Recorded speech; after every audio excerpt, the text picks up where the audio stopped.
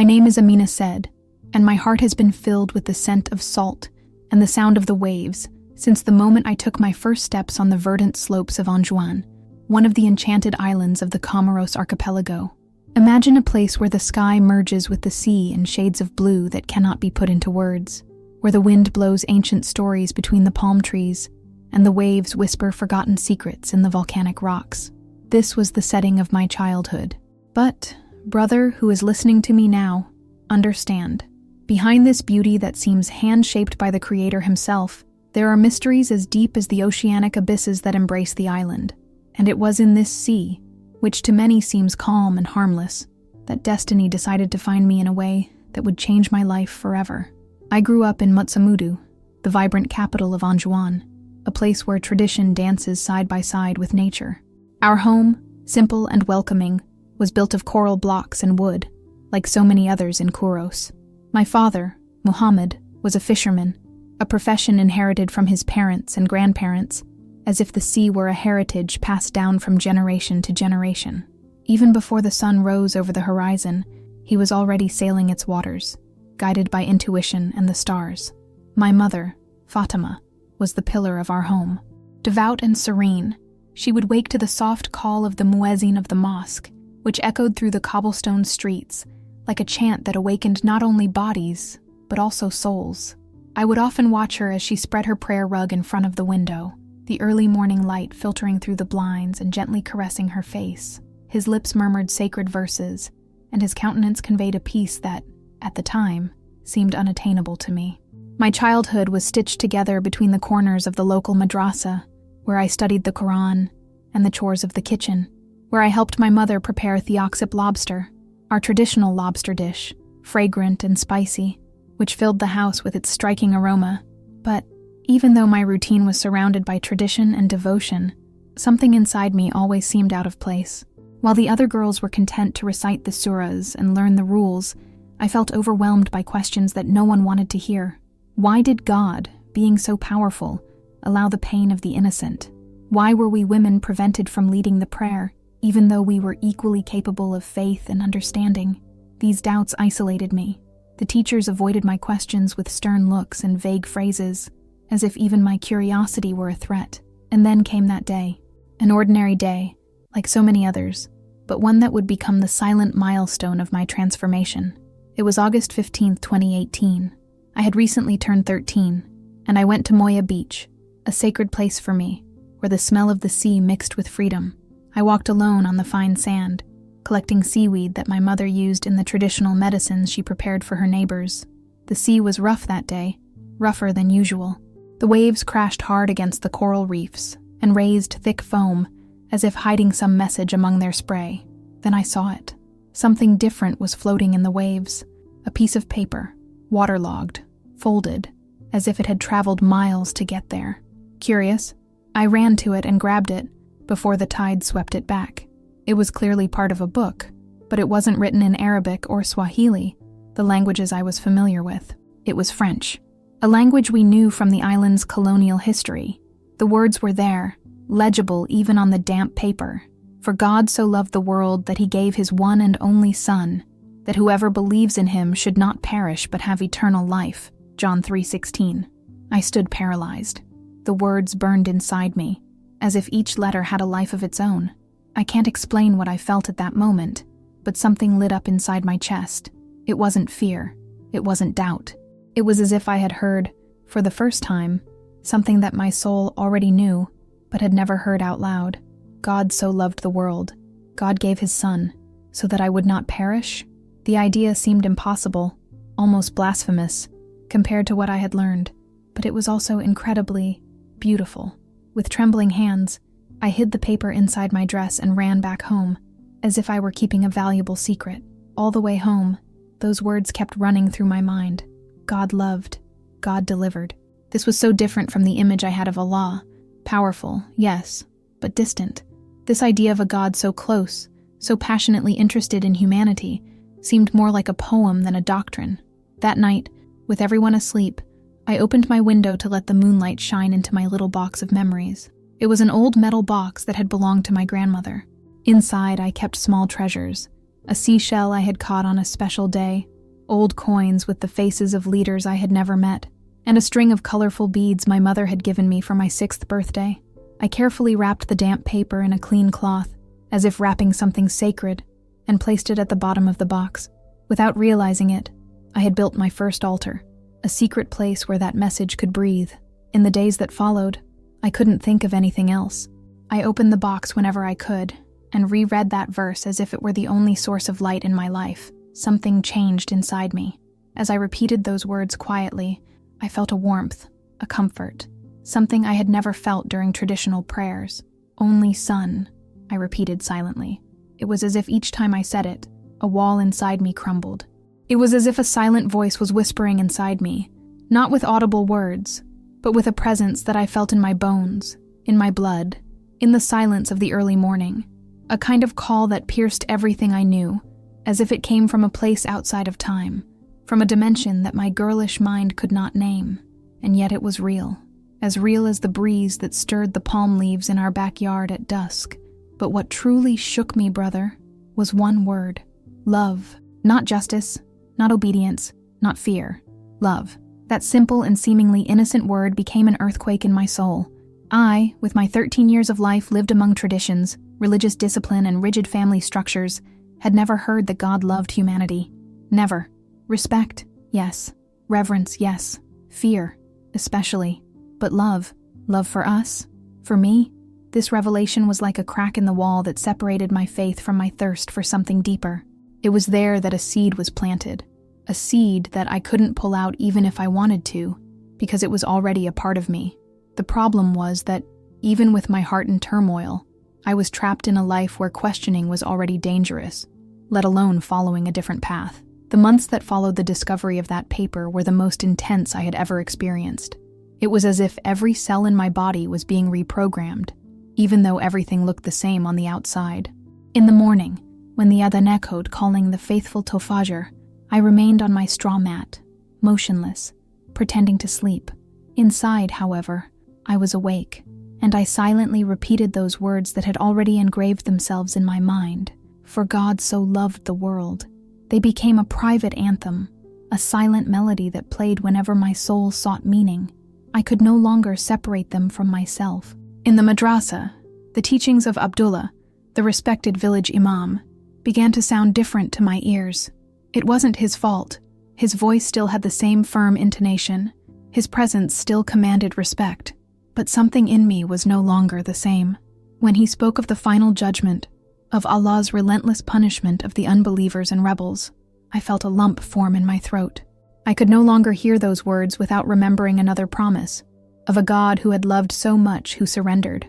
It was as if there were two images of God inside me, fighting a silent battle, and I felt torn in half. In Arabic classes, where we read the Quran in its pure poetic form, my mind wandered to other questions. Who was the Son? What did it mean? Eternal life. And most importantly, was there a different path to God than the one I had been taught since I could speak? These questions tormented me, but at the same time they nourished me. I was no longer just a Muslim girl in Anjouan. I was someone searching for a new meaning in faith. It was during Ramadan 2018 that everything intensified. 3 months had passed since that day on the beach, and I was preparing for the holy month with my family, as we always had. The tradition remained, fasting from sunrise to sunset, constant prayers, simple meals in the evening. It was a time of purification, of sacrifice, of gratitude. But on this particular night, something changed. The table was set. Dates, coconut rice, dried meat, and ginger tea. My father led the prayer with his usual dignity, thanking Allah for the food. Everyone had their eyes closed, their hands raised, and they were facing east, except me. At that moment, something inside me cried out in another direction. It was as if my heart turned of its own accord, seeking something that was beyond the compass that had always guided my faith. It wasn't rebellion, it was thirst. Then, in absolute silence, without moving my lips, I prayed.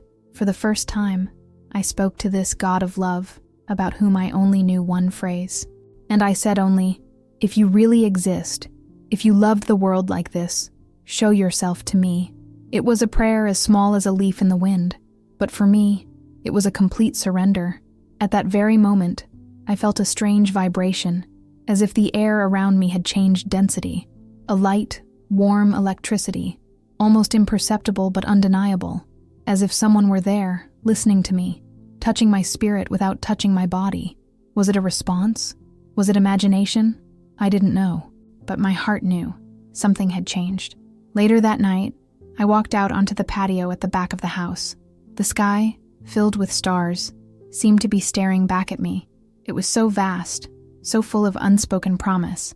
Instead of turning toward Mecca, as I had done every night of my life, I simply raised my hands and whispered, "God of love, I do not know who you are, but I want to know you." It was a confession, a request, a beginning. That's how my faith began to change. Not in an explosive way, but like the sunrise, slow, gentle, impossible to stop. Days later, I realized that I was no longer praying out of habit, but out of desire. I still made the gestures of Muslim prayer in front of my family, but my heart was in another. It was like living in two worlds. One visible, that of my culture, my history, my family, and another invisible internal world, where God began to reveal himself in a completely new way, and then the dreams came. In the first, there was a man. He was dressed in white, and his face was light. He was standing on a hill, his arms outstretched as if he were welcoming. I had never seen images of Jesus in my life, but something inside me knew it was him. In the second dream, I was walking on the waters of the Indian Ocean, the same sea that had given me that paper. There was no fear, only trust. I was holding an invisible hand, and it was guiding me toward an island bathed in a light so bright I could barely open my eyes. But perhaps the most impressive thing was not what I saw on the outside, but what I felt on the inside. Little by little, my heart began to change. I became less impatient, less resentful. I began to listen more, to judge less. It was as if a new nature was being born within me, silent but powerful. As the days went by, the new peace I had started to overflow without me realizing it. That serenity that had previously only existed within me, little by little, began to be reflected in my attitudes, in the way I spoke, moved, even in the way I looked at the world around me. My parents were the first to notice. I, who for years had been a restless teenager, full of annoying questions, now walked with a calmness that was almost strange to those who knew me well.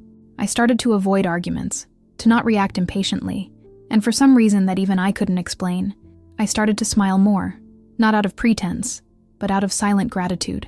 One afternoon, without me realizing I was nearby, I heard my mother confiding something to my Aunt Miriam. "Amina is different. I don't know. Calmer, more radiant, perhaps," she said, in a tone somewhere between relief and uneasiness. Aunt Miriam responded with a silence that, in itself, was already a judgment. Miriam, my mother's older sister, was an imposing figure, tall, slender, always wrapped in her long black veils that trailed lightly on the ground. She walked as if she knew the weight of each step. Her dark, piercing eyes seemed to scan everything around her, as if searching for sin where others saw only routine. Her reputation in the community was solid, a wise, studious woman, a strict guardian of traditions, and a profound connoisseur of the sacred texts. She had memorized the entire Quran when she was young, and studied for years abroad, including at the prestigious Al-Azhar University in Egypt, where she had become almost a living reference for the orthodox doctrines of Islam. And it was this woman, my Aunt Miriam, who slowly began to observe me in a way that made me uncomfortable. At first, she was just a more constant presence than usual. She would show up at home at random times, ask subtle questions about my routine, and always seemed to want to know more than she was willing to say. I pretended not to notice, but deep inside me, a silent anxiety began to settle. So, on a muggy October afternoon, as I was helping my mother prepare sambas, traditional sweets filled with peanuts and spices, my aunt showed up without warning. It was almost time for dinner. Evening, the sunset prayer, and the house was in full swing preparing for the ritual. We usually stopped everything, washed our hands, covered our heads, and turned to face the east in reverence. But that afternoon, perhaps distracted by the aromas or the heat, I spent a few extra seconds in the kitchen, organizing the ingredients. It was enough. "Amina," my aunt called in a firm voice that brooked no hesitation. "What's taking so long? It's time for prayer." It was just one sentence, but the sharp tone hid something more. She wasn't just calling out to me, she was testing me. Something in her expression, Perhaps the way her eyes stared unblinkingly at me made it clear that she already suspected, and that seemingly small moment stuck in my mind as the beginning of the siege that would close in on me. "I'm coming, Aunt Miriam," I said with a tight smile, trying to hide the turmoil that was stirring in my chest.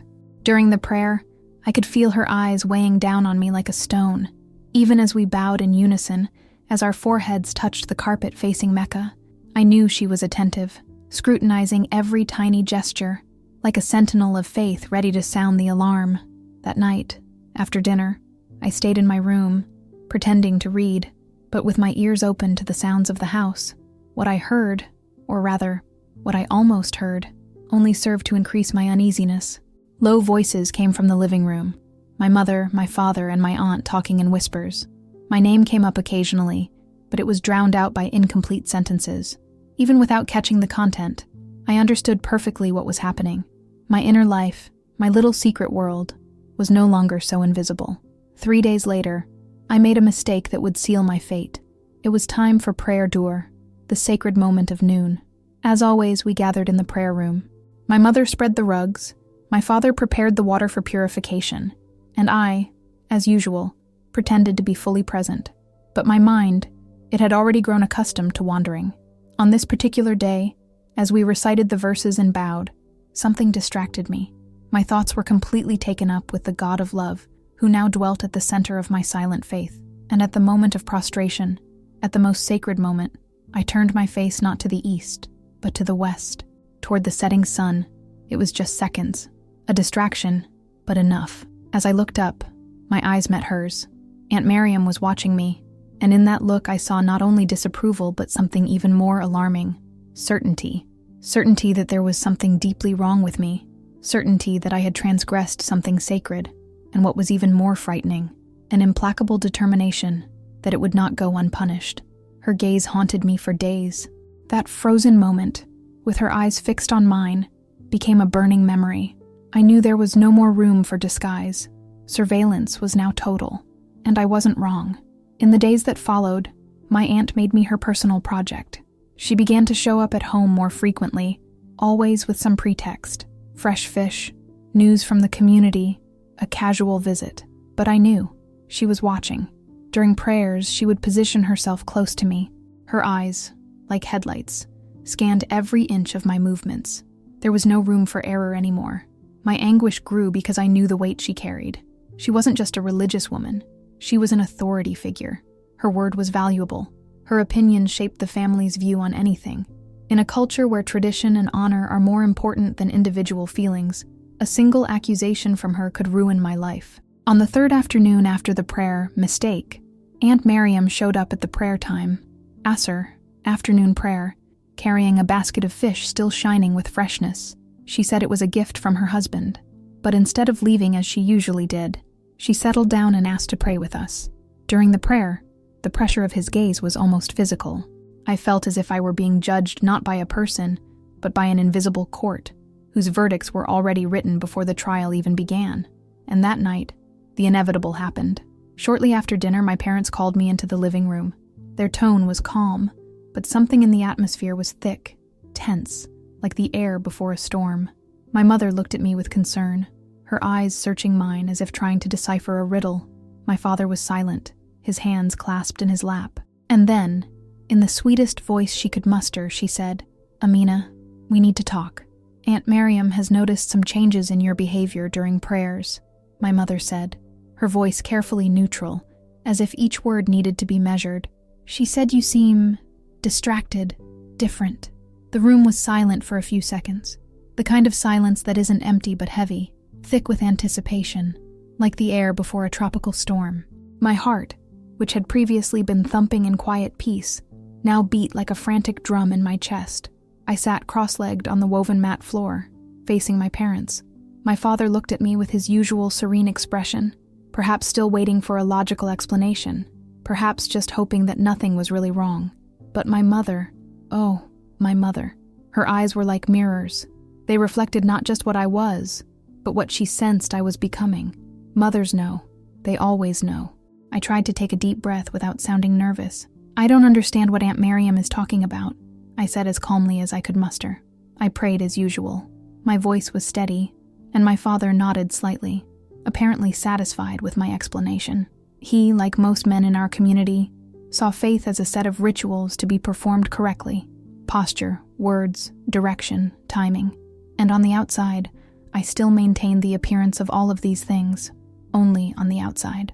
But my mother remained silent, just watching me, and in that maternal gaze, there was something more than doubt.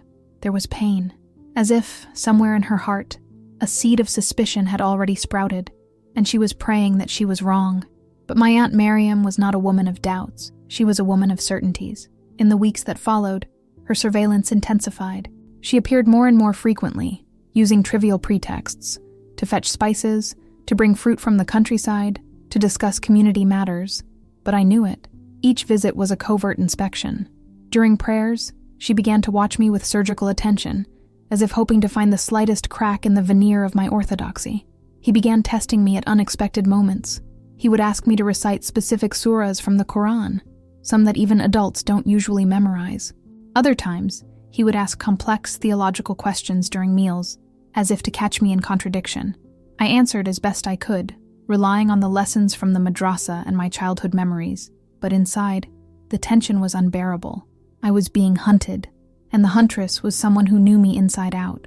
The most dangerous moment, however, happened during the Mawlid, the celebration of the birth of the Prophet Muhammad. It was in November 2018. The whole family had gathered at Aunt Miriam's house for the festivities.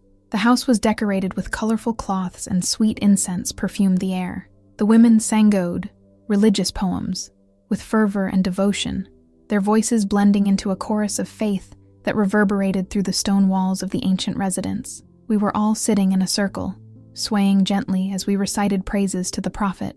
My mother's voice trembled with emotion. My Aunt Miriam's was as steady as a rock. And mine, well, my voice was there, but my mind was not. Suddenly, amid the cadence of the verses, a memory struck me. The image of the man in white from my dreams returned, the being whose presence radiated indescribable compassion, whose gaze enveloped me with the purest affection I had ever known. It was as if, even there among the others, he was calling to me, and without realizing it, I began to smile. Not just any smile, the kind you see in society. It was an internal smile, soft, peaceful, from someone who, for an instant, felt touched by something bigger than the world. But that small gesture of light was interpreted as a shadow. Aunt Miriam noticed. Of course she noticed. As soon as the prayer ended, she approached me. Her hand squeezed my arm lightly, as if to show affection, but her whispered voice was a cold blade. "Amina," he said, his eyes boring into mine. "What was bringing you so much joy during the recitation? What made you smile like that?" I froze. It was as if she had pulled me out of a dream. I tried to formulate a response, something that sounded plausible, pious. "I was thinking about the beauty of the Prophet's words," I replied, with a superhuman effort to keep my voice steady, but she could see through it. Her eyes narrowed in a gesture that mingled pity and distrust. "The Prophet's words inspire respect, daughter, reverence, fear of God. But that smile of yours, that was something else. That was..." She didn't finish, but she didn't need to. What she was insinuating was worse than any direct accusation. That night, at home, sleep would not come. I tossed and turned, listening to the crickets and the distant sound of waves crashing against the reef. I felt a knot in my stomach, a fear I had never known before. The fear of being discovered not as a sinner, but as a traitor to my family's faith, to the name I bore, to the identity I had inherited. I got up slowly, walked to my trunk, and took out my little metal box, my secret reliquary. I unrolled the damp, faded paper I had found in the sea. I read again those French words that had transformed my soul, that whoever believes in him should not perish but have eternal life, John 3:16. But for the first time, those sacred words did not bring me peace. They brought fear. For the first time, I doubted, not about what I felt, but whether I could bear the consequences of continuing to feel it. In Comoros, abandoning Islam was not just a change of faith, it was a break with everything, with family, with neighbors, with the history of our people. It was putting at risk their physical safety, their social existence, their soul in the eyes of everyone. And the answer I had so feared arrived the next morning, with the implacable punctuality of a sentence. My mother was at the Mutamudu market. My father had gone fishing before sunrise. I was alone in the house, tidying up my room, when I heard a sharp knock on the door. I opened it, and there was my Aunt Miriam, dressed in hernica black, with his hands clasped tightly at his sides. Beside him were his 2 eldest daughters, Sarah and Salma, known in our community for their righteousness and religious severity. "Amina," my aunt said, in a tone that brooked no dialogue. "We need to talk." Before I could respond, they entered. My aunt sat in the main room, her posture erect as a judge's. Her daughters stood on either side of the door like sentries. "Your parents aren't here," she continued, "so this is our chance to settle this once and for all." I felt my body go cold. My hands were shaking, but I tried to keep my voice steady. "I don't understand what you're talking about, Aunt Miriam." It was a lie, of course, and even I knew it sounded like a lie. My voice came out shaky, weak, a shred of resistance. She leaned forward. Her eyes were fixed on mine, shining with an intensity that made me instinctively recoil. Standing before her, I was no longer her niece. I was a threat, a distraction, a soul at risk, and she was determined to save me, even against my will. "Amen. I have been patient with you," my Aunt Miriam began, her voice low, almost whispering, but full of that ancient authority that seemed to rise from the very ground beneath our feet. "But I can no longer pretend not to see. Your prayers have changed. Your behavior has changed. There is something different about you. Something that is not Islamic. Something that smacks of something else." "Something else?" The question escaped my lips before I could stop it, filled with a surprise that perhaps sounded too naive. But my heart was hammering inside my chest, as if it wanted to burst through my ribs and run away. The way my aunt said, "It smells like something else," made my skin crawl. It wasn't just a vague phrase. It was a veiled accusation, something darker than simple religious doubt. She didn't hesitate. Her eyes fixed on me.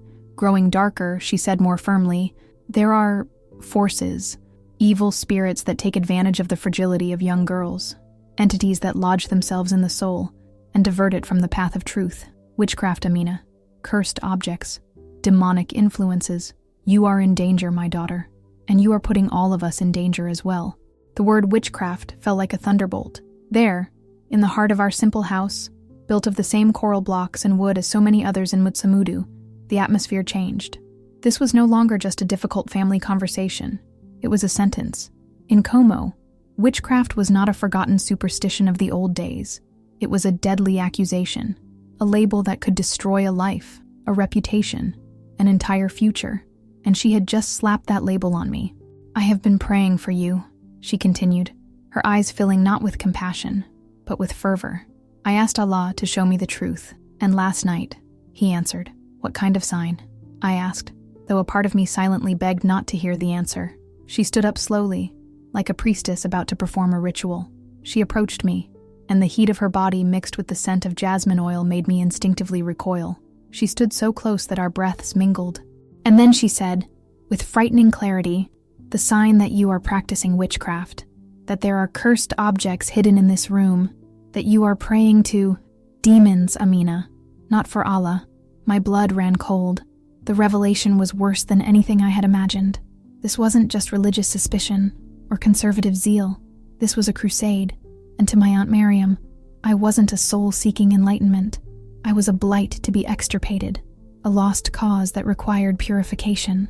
"We're going to search your room," she declared, with an authority that left no room for dispute. My throat went dry. The few meters that separated the living room from my bedroom seemed to stretch out like a desert crossing. Each step sounded like the chiming of a clock, announcing the imminent end of the life I had known until then. Behind me, my aunt walked with the solemnity of a judge about to pronounce the death penalty. Beside me, her daughters, Sarah and Salma, escorted me with the coldness of those who were already convinced of the defendant's guilt. As we entered my room, a wave of panic ran through me. This modest space, with its plastered mud walls and a small wooden window through which I used to gaze at the stars, was the only place where I could be who I really was. There, among my seashells, my school books, and my old box of memories from Grandma, I had built my refuge, my secret world. But now, that sanctuary was about to become my prison. My aunt wasted no time. With almost military precision, she began to rummage through everything. She ransacked the shelves, violently moved the straw mattress, opened my notebooks, my school books.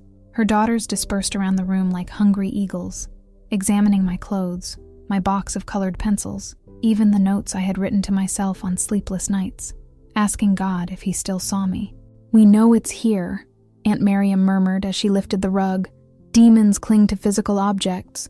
It could be a talisman, a hidden amulet, a cursed paper, something you brought here without realizing what you were doing." Her eyes were on fire, and in that moment, I knew. She didn't just want to find evidence. She needed them, because without them, her own faith would waver, and she would never accept that. That's when his fingers found the small metal box. My heart stopped. "What's in here, Amina?" he asked, holding it as if it were a radioactive artifact. My mind desperately searched for a way out. Just memories of my grandmother, seashells, old coins, unimportant things. But my aunt had already detected the tremor in my voice, and she knew that kind of lie very well. She knelt on the dirt floor and carefully opened the box. One by one, she examined the objects inside. She touched the shells, looked at the coins, lifted the beaded necklace as if examining a sleeping snake, and then her fingers touched the small cotton cloth folded so carefully, the envelope of my secret, the vessel of my awakening. With trembling hands, not from fear but from revulsion, she unfolded the cloth and found the paper. It was yellowed, partly wrinkled by humidity and age, but it still bore those French words that had rescued me from the depths of doubt. Words that, to me, represented hope, but to my Aunt Miriam, they were evidence that evil had entered our home. His face transformed. His eyes, which had been so hard before, were now wide with utter horror, as if he had just pulled a poisonous snake out of a box. "Oh my Allah!" he exclaimed, dropping the box, which fell to the floor with a loud thud. "It's worse than I imagined." His daughters immediately came closer, leaning in to see the paper, as if witnessing a forbidden artifact. For a moment, the entire room seemed to hold its breath, and I stood there, motionless, as if watching my soul being forcibly ripped out, in silence. I knew in that instant that everything had changed, that my secret faith, that invisible bond that had given me strength every night, was now a test against me. To my aunt, I was no longer a confused young woman. I was a spiritual threat, a risk that needed to be eradicated before it spread. But what she didn't know was that, despite the fear, despite the anguish, something inside me had already chosen, and there was no turning back. When Sarah read the words in French, her face went blank in an instant. That sudden, almost ghostly whiteness sent a chill through the air between us. "Mother," she whispered, her voice filled with reverent fear, This speaks of a son of God." She paused, as if the syllables were blasphemies capable of breaking the sacred silence of the room. "That's Christianity," he muttered, with a distaste that made me want to disappear into the floor. My Aunt Miriam finished the sentence with venom on her lips. "Our Amina has been practicing the religion of the infidels. She worships a false god, an impostor who dares to call himself the son of Allah." He turned to me with eyes that burned with fury, as if I were the personification of evil. "How long have you been living this lie, you cursed girl?" I wanted to respond. I wanted to explain, but the words were crushed by anguish. They got stuck in my throat, blocked by the pain and fear that gripped me. My aunt interpreted my silence as a confession. "She was worshipping Jesus," he declared, his voice shaking with horror and accusation. "She was praying to the false prophet of the Christians. No wonder she has changed so much. The Christian demons already possess her soul." It was then that the house exploded into a frightening frenzy. Sarah ran into the kitchen, her footsteps echoing through the house, and returned with thick ropes that scraped the air as they were unwound. Salma grabbed my arms with desperate strength, preventing me from escaping, from breathing freely. My Aunt Miriam began chanting verses from the Quran, her voice rising like thunder, a prayer that felt like an exorcism, about to drive out the darkness she believed was inside me. "These cursed words have contaminated our home," he shouted, holding the French paper as if it were a bomb about to explode. "We must purify this girl before the demon spreads to all of us." When Sarah returned, they had already begun to tie my hands, with the knots tightened so tightly that I felt the blood stop circulating. My panic, previously controlled, finally exploded. "Please, Aunt Miriam, I can explain," I begged, my voice trembling and full of tears. "It's not what you think." "Demons always lie," she replied, with implacable conviction. They deny their presence until the last moment. They dragged me into the backyard, where a fire had been lit in the center, the flames already licking up into the night sky. Beside it, a large pot boiled with water, the steam rising like an omen of torment. My aunt continued her frantic prayer, as if only that could stop the demon she imagined from consuming me completely. "Christian demons are the most stubborn," she explained between the sacred words. "They require fire and water to be expelled." The pot bubbled. The water began to boil. My aunt approached with a look that mixed cruel determination and dark pleasure. "This is your chance for salvation, Amina," she said, her voice trying to sound maternal but full of veiled threat. "Renounce your false god now. Swear eternal loyalty to Allah and the Prophet Muhammad, and this purification will be swift." But the answer that came from my lips was unexpected, even for me. "I cannot renounce the truth." The words flew before I could stop myself, an invisible force guiding my courage. "God loves the world so much that he gave his only son. That is the truth I have discovered, and I cannot deny it." My confession set off the storm. Without warning, my Aunt Miriam grabbed a boiling pot and poured it over my legs. The pain was instantaneous, as if thousands of hot needles were piercing my skin. I screamed, a tearing sound that mixed physical pain and a much deeper agony, the betrayal of love that had turned to violence. "Renounce your demon," he demanded, as he prepared another container. "Renounce Jesus and accept that Muhammad is the only true prophet." But even in the midst of the fire that burned my flesh, something inside me grew stronger. I began to pray, not in Arabic, as I had learned in the madrasa, but in French, the words on the beloved paper now a shield. "Jesus," whispered between tears. "Jesus, save me." Words escaped my mouth as if they were the last cry of a castaway struggling in the turbulent waves of despair. It was almost a prayer, a plea coming from the depths of my soul, filled with fear, but also with a strength I didn't even know I possessed. The moment I spoke those words, I felt something strange. Instead of weakening, an inexplicable power began to grow within me, as if an intense light began to shine in the midst of a suffocating darkness. My confession, far from quelling the fury that burned in my aunt's eyes, only made her transform into a raging beast, overcome by an uncontrollable rage. She was no longer the woman I knew. She seemed completely taken over by a force that surpassed her, an evil presence that had invaded her mind. With a hoarse, savage scream, she ordered her daughters to come closer, as if summoning an army for an ancient and merciless ritual. "She is possessed," she screamed, and the words fell like a hammer on me. "Taken by demons." The tension in the air was almost palpable, a mixture of fear and fury that seemed to permeate every inch of the space around us. Suddenly, my aunt grabbed another container full of boiling water, the same one that had burned my skin moments before, and this time, she aimed it directly at my arms. The pain was a brutal shock, as if my veins had been opened to fire. The scorching heat seemed to want to burn not only my flesh, but my very essence. And yet, something miraculous began to happen there, in that moment of extreme suffering. The more my body struggled in agony, the more my mind cleared, as if that physical pain, instead of destroying me, was purifying me spiritually. In the midst of the chaos, I heard their voices, my aunt and her daughters, united in an almost ritualistic cry, "Renounce your false god." It was a sentence that reverberated like thunder in my ears, a desperate attempt to make me forget everything I believed in. But against all odds, I could only respond with a firm, almost hypnotic repetition. "Jesus, save me. Jesus, save me." Those words became my invisible shield, the only anchor that held me on the thin line between sanity and perdition, between fear and hope. The next few hours were a continual torment. My aunt and her daughters did not stop. They repeatedly doused me with cold water, as if to extinguish the flame that burned within me. They shouted verses from the Quran in voices full of authority, trying to uproot my faith like a weed. The threats became more sinister, promising even worse consequences if I refused to renounce my new belief. With each harsh word, each splash of water, the pain consumed me, but I persisted. Whenever the suffering seemed unbearable, my spirit would cling to that simple prayer, "Jesus, save me," and a deep, inexplicable peace would envelop me, as if an invisible force were lifting me up, preventing me from collapsing. By the time the sun finally began to set, I was exhausted, bruised, and weak to the point where I could barely stand. But against all odds, my Aunt Miriam stopped the torment. Not out of mercy or compassion, but because she herself was exhausted, nearly defeated by the intensity of what she was facing. "The demons are more powerful than I imagined," she murmured, wiping the sweat that was running down her wrinkled forehead.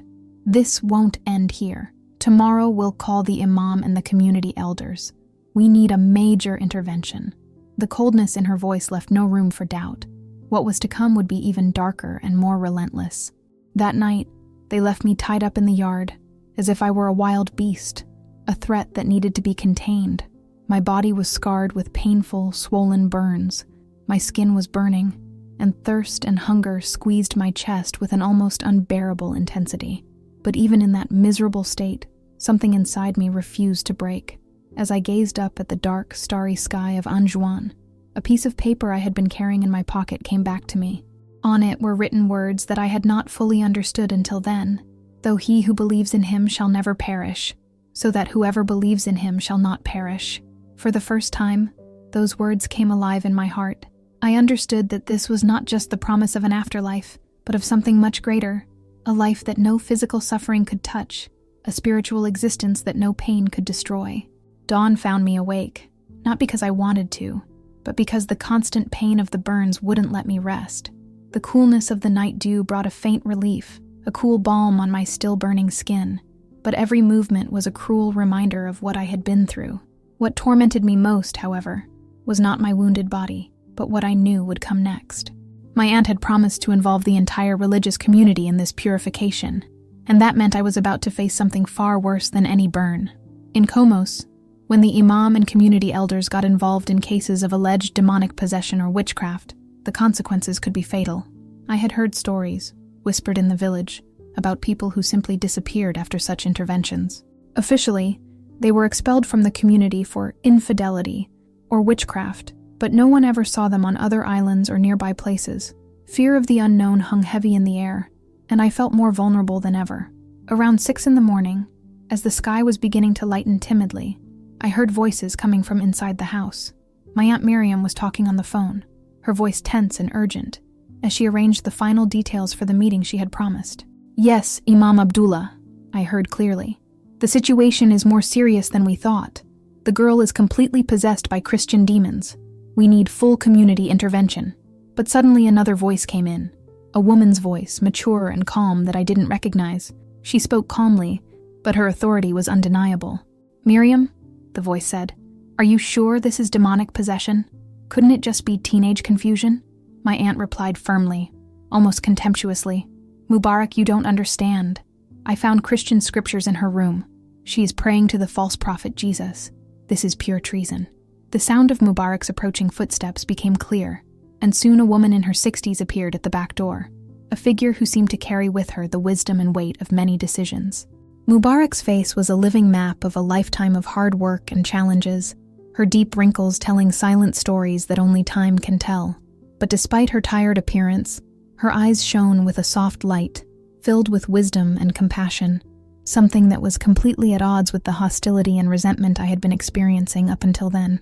She approached me calmly, almost like one would approach a wounded animal, careful not to cause more pain. "Girl," her voice was a gentle, almost maternal whisper. "Can you speak?" I nodded slowly, feeling the extreme dryness in my throat after hours without drinking water. The thirst burned, but at that moment my soul seemed to speak louder than my exhausted body. "How are you feeling?" she asked, and there was something in her tone that transcended mere physicality. It was a question meant to understand my soul, not just my body. I took a deep breath, and, with honesty that surprised even myself, I replied, "I feel a lot of pain, but inside, I am at peace." Mubarak's reaction was subtle, but profound. His eyes narrowed slightly, not in suspicion like my aunt's or her daughter's, but in a look that seemed to recognize something powerful in that inner peace. "At peace," he repeated slowly, as if trying to understand what that meant. "Even after everything you've been through?"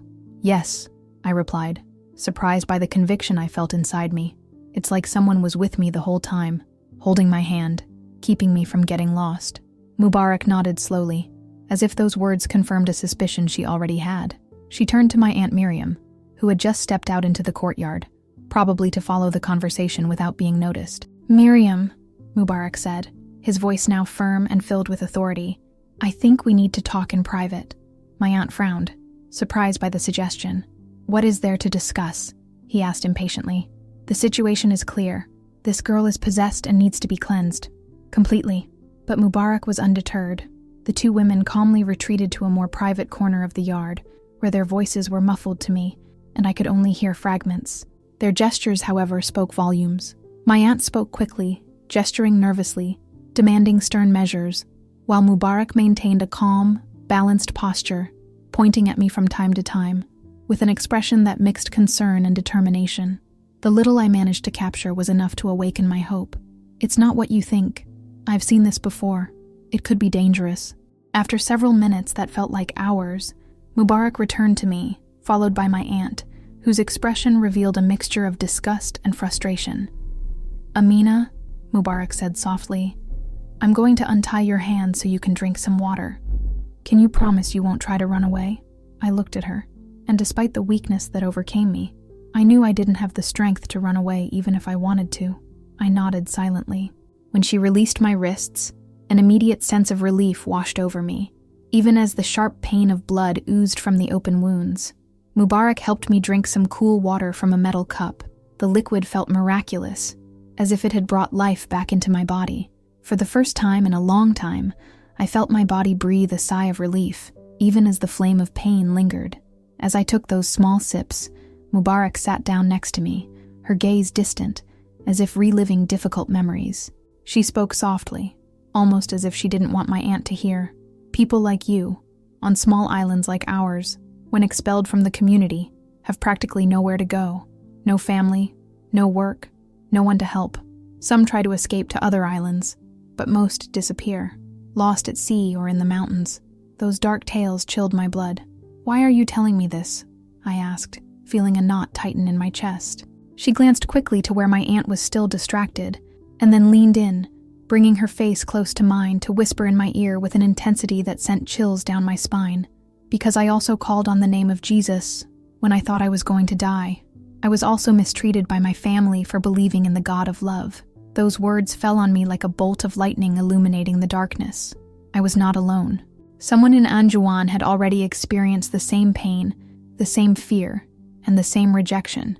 "What did you do?" I asked, hope lighting a small flame inside my tired chest. "I survived," she replied simply, as if it were natural. "Now I live on another island, where I can worship freely. But to survive, I had to escape first." The sound of my Aunt Miriam's footsteps cut through the conversation. She came back to us, her eyes betraying suspicion. "What are you talking about?" he asked, his voice thick with suspicion. Mubarak rose calmly, maintaining control of the situation. "I'm just explaining to her the gravity of the situation and the importance of cooperating with the religious authorities," he said calmly. For the rest of that morning, Mubarak remained in the house, helping to prepare for the imam's arrival. But there was something else in his presence, a quiet strength that seemed to promise protection, a small hope in the midst of all the storm I was facing. Every time our eyes met, something silent and powerful happened between Mubarak and me, as if, without needing to speak, we were agreeing on a secret plan, an escape route that existed only in that moment and in that silent complicity.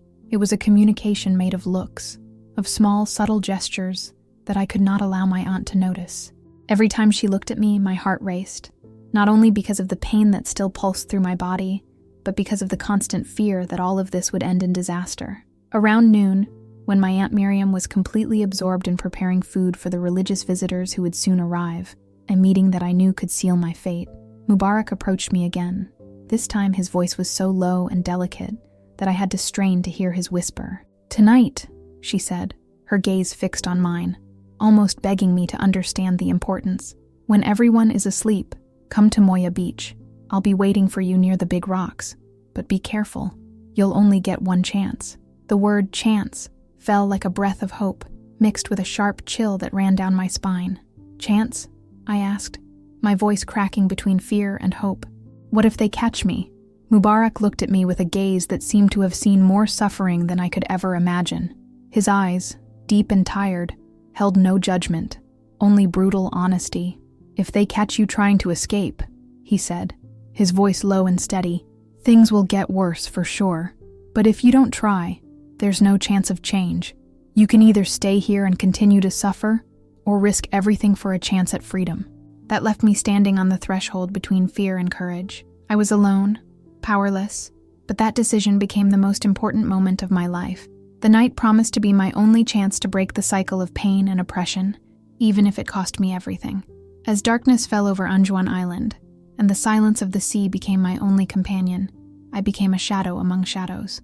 Each step toward Moya Beach felt like a brutal challenge, not only because of the burns that still burned on my skin, but also because of the fear of being discovered at any moment.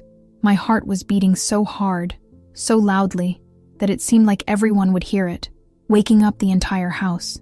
Still, I managed to leave my room, stepping silently, as if my own soul were fleeing. The path to the rocks near the beach was a painful and torturous walk. The distant sound of the waves crashing against the shore was the only guide I had, and despite the terror, something stronger kept me going. The certainty that God had placed Mubarak in my path to save me. When I arrived, I found no one immediately. Panic began to grip me. What if Mubarak had given up? What if this was all a trap? But then a soft voice broke the silence. "Amina, I'm here." Among the large stones, a figure moved almost like a shadow. Mubarak appeared with a small cloth bag in his hands, carrying what appeared to be clothes and a few essential belongings. "I thought you wouldn't come," she said, with a relief that almost broke my courage. For a moment, I also thought I wouldn't make it, I admitted, taking a step towards him, feeling the fragility of my body against the strength of hope. "We don't have much time," he explained, handing me the clothes. "This bag contains supplies for several days and the documents you'll need. They're perfect, and will take you to Mojali." Mojali was the smallest island in the archipelago, known for its more diverse population and less rigid interpretation of religion. As I began to change out of my tattered clothes into the ones Mubarak had brought, she told me a little about the small, secret Christian community that existed there, a haven for people like me. "How did you manage to keep your faith a secret for so long?" I asked, fascinated and moved. "We meet in small groups," he explained, "never more than 3 or 4 people. We pray silently, we memorize scripture, and we live discreet lives so as not to attract attention. But most of all, we care for one another." She then guided me to a small boat hidden among the rocks. "Not big, simple, but enough to take us. They are people like you and me," he continued. "People who came from other islands, fleeing religious persecution. Fishermen, merchants, teachers, mothers. But at night, they gather in small groups to pray and study the fragments of the Bible they have managed to memorize." "Were they never discovered?" I asked as I settled into the boat, the cold wind biting my skin, which was still burning from the sun and my wounds. "Sometimes we lose brothers," Mubarak replied sadly. "Some were deported, others disappeared without a trace. But those who stayed learned to be like salt, present, essential, but invisible. They live in the shadows, without attracting attention." The journey that followed was exhausting, both for body and spirit. Every wave that rocked our little boat made me feel like I was leaving behind everything I knew, my pain, my family, and the world I called home. But at the same time, I felt a spark of hope growing inside me, a promise that maybe one day I could live a free life, a life where my faith was not a source of persecution, but of strength. My family, my friends, my home, my identity, everything I loved seemed to be left behind, lost in the dark waves that were carrying me away. But I also knew, deep down, that I was sailing toward something greater than myself, something that called to me with an invisible force, a freedom I had only briefly experienced but could no longer live without. As the first light of dawn began to tint the horizon with soft pinks and golds, I finally caught sight of the faint silhouette of Mojali emerging from the delicate morning mist. The island, smaller than Anjouan, seemed like a land-shaped promise, a patch of green that rose like welcoming mountains, its slopes less threatening than the rugged mountains of my home island. "It's beautiful," I whispered breathlessly, feeling a spark of hope shine in my chest for the first time in many days. "It's not just beautiful," Mubarak replied with a soft smile, his gaze filled with relief and faith. "In Mojali, you are free." He paused, and his face seemed to radiate a peace that I still desperately sought. "Here, You can pray without fear. You can say the name of Jesus without being accused of witchcraft. You can be who you really are, and not the shadow of what others expect you to be. We arrived at a small hidden cove, far from the main ports, where Mubarak had carefully planned everything. A middle-aged man named Hassan was waiting for us discreetly, with a look of concern in his eyes that conveyed as much urgency as the situation. He helped hide the boat among the rocks, ensuring that no one would suspect our arrival. From there, we were escorted to a modest house on the outskirts of the main village, Famin. The house belonged to a woman named Aisha, a widow known for her courage. She had lost her husband years ago for openly defending persecuted Christians. When Aisha saw me, she didn't hesitate, her arms wrapped around me in a warm, strong hug, as if I were her own lost daughter. "Welcome, sister," he whispered tenderly in my ear. "Here you are safe. Here you can heal. Here you can grow in the faith that nearly cost you your life." Those words fell like gentle rain upon my wounded soul. For the first time since I had found that piece of paper floating in the sea, I felt like I had come home. The first few days in Mojili were spent healing, not just my pain-stricken body, but also my weary and frightened spirit. Aisha taught me that faith was not just a separate belief, but a way of life that involved caring for others who were also suffering.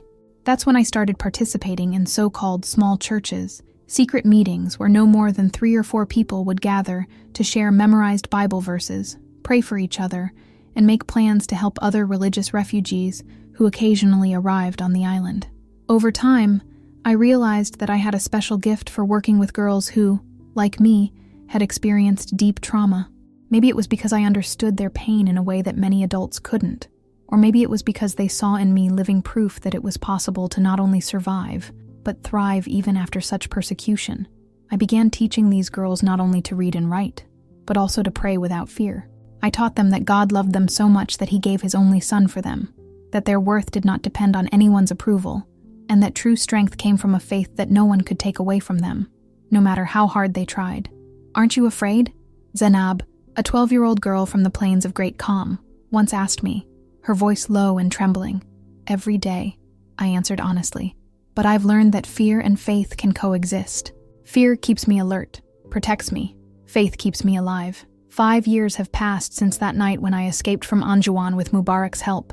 Today, at 20, my life in Mojili has settled into a routine full of purpose and meaning. During the day, I work as a teacher at the local school, respected for my dedication and my ability to connect with even the most difficult students.